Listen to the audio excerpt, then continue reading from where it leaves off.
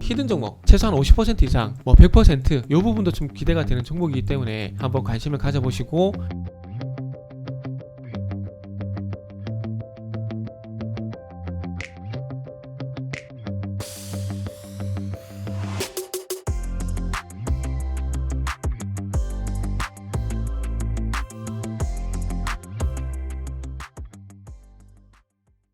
자, 반갑습니다. 알파프로 가족 여러분, 정태근 전문가입니다. 자, 두 번째 방송 한번 시작을 해보도록 하겠습니다. 두 번째 방송에서 언급을 드릴 종목은 HLB고요. 그리고 그 첫 번째 방송에서 대우조선해양 조선주 얘기가 좀 길어지다 보니까 일단 그 히든 종목 차트적인 부분을 좀 다뤄보지 못했는데 그 부분도 다뤄보도록 하겠습니다.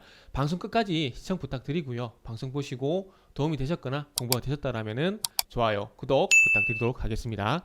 자, 그럼 한번 시작을 해보도록 할게요.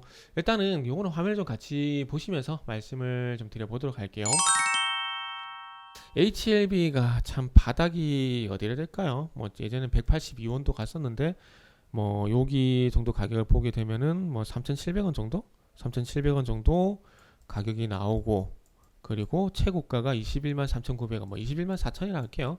21만 4천원이라 치면은 거의 65배 정도? 65배 정도, 뭐 초대박이죠. 어느 분 나왔는데 뭐 3,700원에 사서 뭐 21만 4천에 판다. 이건 솔직히 무리죠. 이거는 종목을 실적으로 만지지 않는 상은 알기가 힘듭니다. 그렇기 때문에 뭐 희망사항인 거죠. 희망사항이라 좀 보시면 될 것 같고요. 그래서 어쨌든 이런 초대박이 날 수 있었던 이유는 리보세라닙이라는 그 항암 치료제, 요거 때문에 이렇게 주목이 좀 됐었는데, 그 리보세라닙 같은 경우는 표적 그 면역 항암제랄까요? 이런 부분을 보시면 될 것 같은데, 화면을 보시면은 말기 위암, 간암, 선낭암도 그 희귀암이라 보시면 될 것 같아요. 그리고 대장암 위암. 이게 아마 셀리디처럼 그 암 항원을 바꿔가면서 할 수가 있나 봐요. 그래서 그 면역 항암제, 면역 세포를 활성화시키는 부분도 있고, 그리고 이 항암 치료제, 그러니까 면역 세포를 투입시켜 가지고 치료하는 방법인데, 아마 리보세라닙은 그런 것 같아요. 면역 세포를 자연적으로 만들어 주는 게 아니라 이 항암 치료제, 그러니까 표적 그 치료제, 표적 항암제를 투입을 시켜서 이 암세포만 죽이는 거라고 좀 보면 될 것 같은데, 거기다가 셀리드에서 말씀드렸던 수지상세포는 그 암세포만 인지하는 세포라고 말씀드렸잖아요, 셀리드에서. 그래서 여기다가 뭐 플러스 수지상 세포까지 탑재가 되게 된다라면은 뭐 거의 뭐 대박이라 봐야 되겠죠. 항암, 말기암에도 효과가 있고, 간암에도 효과가 있고, 대장암에도 효과가 있고, 뭐 그런 식으로 좀 볼 수가 있을 것 같은데, 그래서 어쨌든 이런 표적 항암제를 개발을 하게 되면서 말기 위암은 글로벌 3상 종료가 됐고, 그리고 뭐 글로벌 3상 이런 부분인데, 이 뭐 좋은 길만 갈 것 같지만, 그리고 항상 그 신약 개발 업체들 주가는 항상 굴곡이 있어요. 그 2017년도 같은 경우에는 2017년도 같은 경우 다들 아실 거예요. 신라젠 그 임상 이상, 그게 뭐였죠? 뭐 하여튼 저 기억도 안 나는데, 신라젠 같은 경우에도 뭐 표적암 그 신약 개발 임상 이상 진행하게 되면서 주가 급등했었고, 지금 기억 속에 사라졌죠.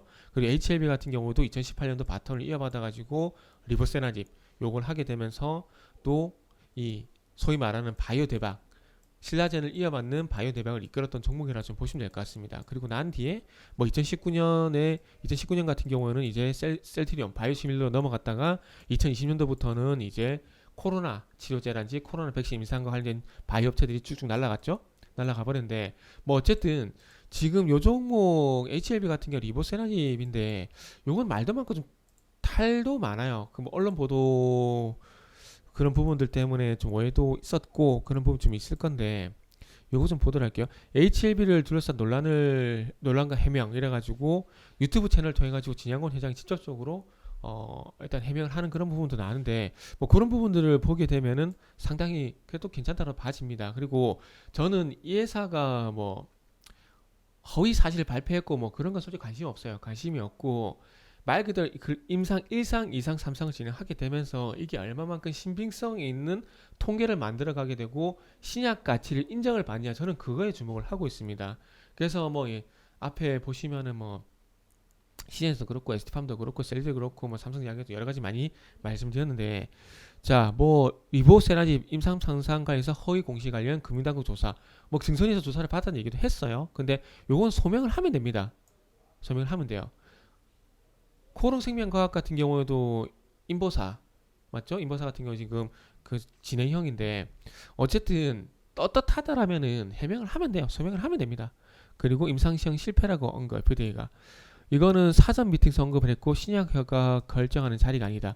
그러니까 이런 그 말 한마디를 좀 조심할 필요가 있다라는 거죠. 그리고 지금 보시면은 리버스라지 임상 3상은 실패. 요거는 통계적 유의성 확보는 못했으나 임상적 유의성 확보는 보안 서류 제출 중. 요거는 제가 좀 짚어봐야 될 부분인데 자 보세요. 여기 보시면은 일단은 요거 아마 임상적 여기 보시면 완전 관해 그러니까 리보세라니까 다수 세포독성 항암제가 국소 진행성 위암 환자에게 완전 간해가 관찰됐다. 리보세라니까 다수 세포독성 항암제. 요건 아마 병용 치료를 한 것 같아요. 그러니까 리보세라님만 한 게 아니라 병용 치료를 한 것 같아요. 병용 치료. 그러니까 리보세라니까 다른 표적 항암제를 동시에 사용을 하게 되면서 병용 치료를 같이 한 것이 아닌가라고 좀 봐지는데 그래서 여기서 완전 관해란 세계보건기구에서 임상적 계측 평가 가능한 병변 모두 사라지고 암세포가 보이지 않는 상태. 그래서 여기 보시면은 리보세라니 3상은 실패라고 했는데 논란이 되고 있는 게 임상 상상 실패인데 임상적 유의성을 확보를 했다. 그러나 통계적 유의성 확보는 못했다. 근데 가장 중요한 건 전 통계적 유의성이거든요. 그러니까 이게 통계적 유의성이 무슨 말이냐면은 만약에 그 변수가 있어요. 변수가 2에서 10이다. 그래서 요 정도 변수가 발생이 돼야 이 신약 가치는 맞다를 인정을 하는데 요 밴드를 아래쪽으로 가거나 요 밴드를 위쪽으로 가게 되거나 이렇게 되면은 변수가 너무 많기 때문에 이 효과에 대한 부분들을 보증을 못 해줍니다. FDA 이런 데서. 그래서 이 변수 안에 들어가는 게 통계적 유의성이라 보시면 되는데 이 통계적 유의성을 확보는 못했지만은 임상적 유의성, 임상적으로 계측 평가 가능한 병변 모두 사라지고 암세포가 보이지 않는 상태. 그러니까 임상적 이 유의성이 단순히 이 리보세라믹 때문인 건지 이 세포독성 항암제 때문인 건지를 알 수가 없는 겁니다. 그게 문제가 되는 거예요. 그래서 이 진양곤 회장이 이거는 뭐 만구 제 생각입니다. 제 생각인데 어쨌든 그러면은 이 리보세라님을 통해서 통계적 유의성 확보를 하게 되면은 이 논란은 다 사라지는 거예요. 논란은 다 사라진 겁니다. 그래서 항상 말씀드리지만은 신약이든 백신이든 뭐 치료제든 간에 이 통계적 유의성을 확보하는 게 중요한 거지 임상적 유의성은 의미가 없어요. 이 부분은 FDA 뭐 시약청도 인정을 안 해주는 부분입니다. 그렇기 때문에 앞으로 진양곤 회장의 어떤 숙제라고 할 수 있는 부분들은 이 통계적 유의성을 얼마만큼 잘 확보를 하냐 이게 중요하다고 볼 수 있을 것 같고요. 그리고 가장 중요한 부분은 또 말이 길어지네요. 가장 중요한 부분은 어쨌든 리보세라닙이 이렇게 소위 말하는 65배 대박 65배가량 주가가 상승을 하게 돼서 대박을 만들 수 있었던 이유가 뭘까요? 리보세라닙에 대한 임상 기대감, 신약 기대감이 21만 4천원 부분까지 이끌었다는 겁니다. 그러면 우리가 냉정하게 한번 생각해 보자고요. 물론 성공을 하게 되면 이 임상 3상을 끝내고 이게 진짜 신약 허가까지 받게 된다면 대박인 거죠. 정말 좋은 거죠. 좋은 거죠. 그런데 리보세라닙에 대한 이 기대감은 그러니까 리보세라닙 임상에 대한 기대감은 그러니까 임상입니다. 임상. 신약이 나오는 게 아니라요. 신약 허가가 아니라 신약 출시가 아니라 단순히 임상이란 부분을 놓고 말씀드려 보자면은 이 임상에 대한 기대감은 충분히 반영이 됐을 가능성이 있다라는 겁니다. 그리고 이 회사가 여기서 무상증자를 했거든요. 무상증자는 이번에도 말씀했지만 1대1 무상증자는 뭐냐면은 내 주식이 1 플러스 1이 되는 게 아니라 내 주식이 0.5가 되는 겁니다. 0.5가 되는 거예요. 그러면요. 만약에 여기서 81,500원 주가가 여기 4만원대까지 떨어지지 않는다라면 1 플러스 1이 맞아요. 그런데 8만원대에서 4만원대까지 주가가 떨어졌잖아요. 그러면은 한 주를 더 준 게 아니라 내 주식이 0.5, 0.5 이렇게 반으로 나눠진 겁니다. 이건 호재가 아니에요. 제가 만약에 이 주주들을 위해서 이 뭘 한다라면은 저는 개인적으로요. 제가 만약 진영권 회장이었다라면은 저는 그랬을 것 같아요. 저는 자사주 매입이나 자사주 소각을 했을 것 같아요. 진짜 주주들을 위한다라면은 저라면요. 근데 주상증자는 한 주가 두 개로 쪼개지는 거기 때문에 저는 개인적으로 이거는 의미가 없다라고 봅니다. 의미가 없다라고 봐요. 그래서 이 HLB 결론을 내보자면은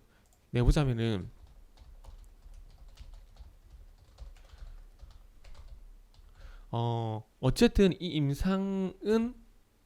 임상은 그 리버스 에너지 임상에 대한 기대감은 충분히 반영이 됐다고 보고요. 뭐 그동안에 뭐 신약 개발 업체들의 주가 흐름을 봤을 때 코롱생명과학도 그렇고 그리고 신라젠도 그렇고 요 종목도 거기다 대입을 하게 되면요. 그리고 여기서 무상증자 굳이 무상증자를 했어야 될까? 자사주 매입이나 자사주 소각을 한 게 더 좋지 않았을까?